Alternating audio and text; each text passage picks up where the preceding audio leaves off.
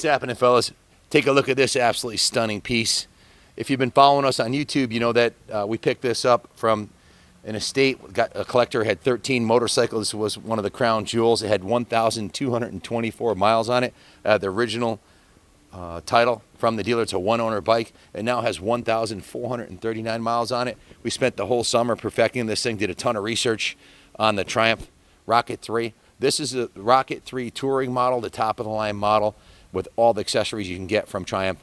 And you'll see in the previous videos, it didn't have the fairing. We just purchased the fairing and the stereo. It's a $2,600 top-of-the-line 400-watt, 4-speaker, quadraphonic, has USB, weather channel, has a 12-volt outlet to charge your phone or run your GPS. It's a phenomenal system, and it also has a light feature where you can actually, we'll demonstrate that later. There's like 4 different colors. The lights do like a light show at night. The fairing also has the wings on the side. This thing's loaded with pretty much every option you could get from Triumph.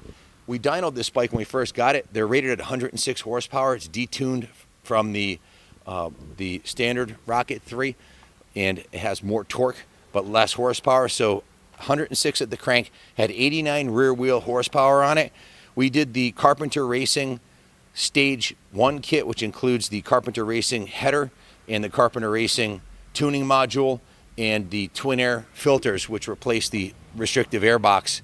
Jeff Castine spent a full day tuning it, and on the dyno, it's now putting down 148 rear wheel horsepower. I'll have that dyno clip in there too. This thing's an absolute rocket ship. It's got a lot of torque. We actually modified the Carpenter Racing baffle. We put a restrictor plate in it, so it's a little bit quieter, so you can hear the stereo better, but still putting down some mad horsepower. This is, guys, if you're looking for a Triumph Rwhp 3 touring model, they don't make these anymore.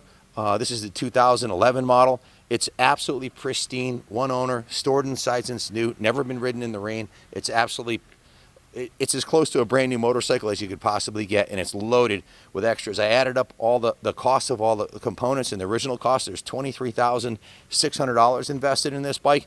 And to replace, well, you can't replace it because they don't make a touring model anymore, but they're coming out with one, and trust me, it's going to be over 25 grand to set one up like this again.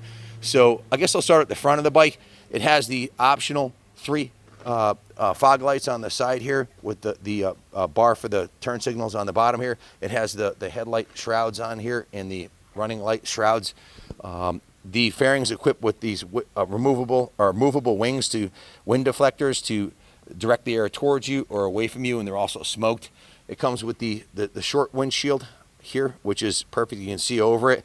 And I also have the taller windshield that I'll include with it also, that's brand new, never been on the bike. It has the Triumph upgraded mirrors with the drilled holes on them. It has the Triumph bar end grips. The factory Triumph, if you look closely, it says Triumph on the highway pegs, and crash bars have been installed. The bike came from the factory with the hard bags, but it has the upgraded hard bag bumpers on here. It also has the touring rack on the back, and it has the upgraded seat. I've had 2 of these this summer. I had the 248 horsepower Carpenter Racing bike came through. There's a video of that on our channel. And to tell you the truth, that one, I was going to do that to this bike, but I feel like 248 horse was a little bit much for touring.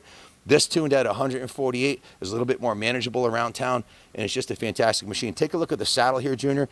You'll see it's the upgraded touring saddle. One of the really, Christy absolutely loved riding on this bike. It has a huge pillion paddle on there. It's very comfortable. And if you look right here, this is, take a zoom in here, you can adjust this. I like it. I had back surgery in 2017, and I like it in setting number 4 right here, which gives you a lot of lumbar support and makes it comfortable for all day riding. The highway pegs give you an additional spot to rest your feet. The bike is absolutely pristine. It's a fuel injected. It's the largest production motorcycle engine ever made up to this point in 2011. The only bigger motor than this is the 2500cc model they came out with now, but they don't make it in a touring model. It's liquid cooled, 3-cylinder, fuel injected, 2300cc shaft drive, massive disc brakes off the Triumph road racing bikes, floating disc brakes, mag wheels, Metzler tires. It's about as close to perfect as you're ever going to find a Rocket 3 Touring. The fairing is very easy to remove. It's 2 Allen wrenches if you want to take the fairing off. I don't see why you'd ever want to. Having the stereo on the bike just adds a whole nother level of fun, comfort, and entertainment for long distance riding. It's daytime and you can still see the blue lights or the green lights or the light green or lime green or the multiple lights. It's basically, you can set it up any way you want, red, whatever color you like the best for nighttime riding. It's pretty cool. And a feature that Rockford Fosgate, this is what Harley Davidson uses on their top of the line Screaming Eagle products. It's a Rockford Fosgate head unit, Rockford Fosgate 400 watt amp and 4 speakers with the tweeters integrated. They're marine grade speakers so that the rain won't affect them. Just phenomenal. Now when I was a young boy, at the age of 5. Guys, Jeff Castine, the Manic Mechanics, just been through the bike front to back. All the fluids are new. The brake fluid, the antifreeze, the engine oil, the rear differential, everything's been changed and refreshed. It's got 1,400 miles. It's basically a brand new bike. Just under $24,000 invested into it. It went to the detail shop. Kenny, old school Kenny, who worked at the Harley detail shop for 7 years, put coats of wax on this thing. It's got more wax on it than a candle. The chrome's all polished up. It's as good as you're ever going to find one, period, unless you find one in the crate. It's pristine and perfect and ready to go. Good luck bidding on it. If you have any questions, give us a call, 860-454-7024. Thanks for watching. God bless America.